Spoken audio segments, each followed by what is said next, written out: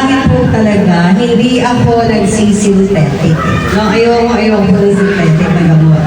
So, pumunta po ako kay Doc Atoy kasi may fatty liver ako.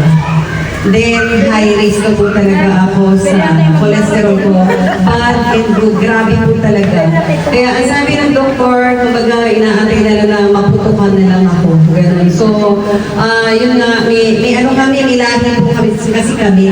So, dahil nga doon sa sobrang taas ng mga cholesterol, uric acid, lahat po ng pamilya ko, wala na, patay na po. No?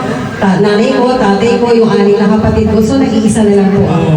So, ang nangyari po talaga, hindi ako talaga masyadong naniniwala sa mga ganitong klaseng tawag dito, Supplement. herbal or supplement. So, one time, itong January na this year, pupunta kami kay Doc Atoy. Kasi sabi ko, nahihirapan na ako. Then, pagka natutulog ako, ilang oras lang, 3 hours, 4 hours lang talaga a day, no?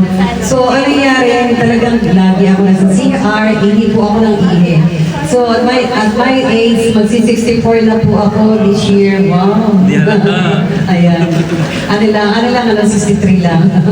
Ayan, so, kung titignan mo, parang hirap na hirap ako. May di ba pagka yung magdamag, kumbaga inaano yung internal natin. So, bumili po ako mahal talaga. Ang dami ko nabili talaga kay Doc Atoy. So, hindi naging effective sa akin. Then, yung Morishi, ayun, nag-ano rin po ako noon. Ganun din, umasok din po ako. Nung nakilala ko at nalaman ko at nakita ko actual yung demo, naniwala ako. Sabi ko, ang dami kong mga demo na nakita na hindi po talaga kapanipaniwala. Pero na nakita ko po talaga, yun talaga kailangan ng katawan natin eh. So, sa trabaho po namin, ayan, alam mo may trabaho ako, no? Kaya as a pastor po kasi, kung saan-saan po talaga nagpupunta, so pagod po talaga. So, sa akin talaga, kulang ako ng tulog. Pero simula pa nung nainom ko to, grabe ang sarap ng tulog ko. More than 8 hours, 9 hours.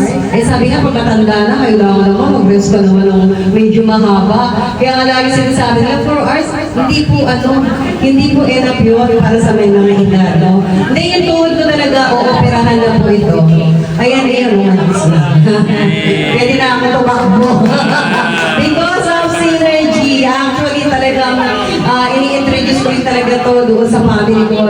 Pinag-try ko na rin yung mga anak ko. Sabi ko, kaysa sa mga synthetic. Ayan, thank you for the synergy. Yay! Palakpakan synergy!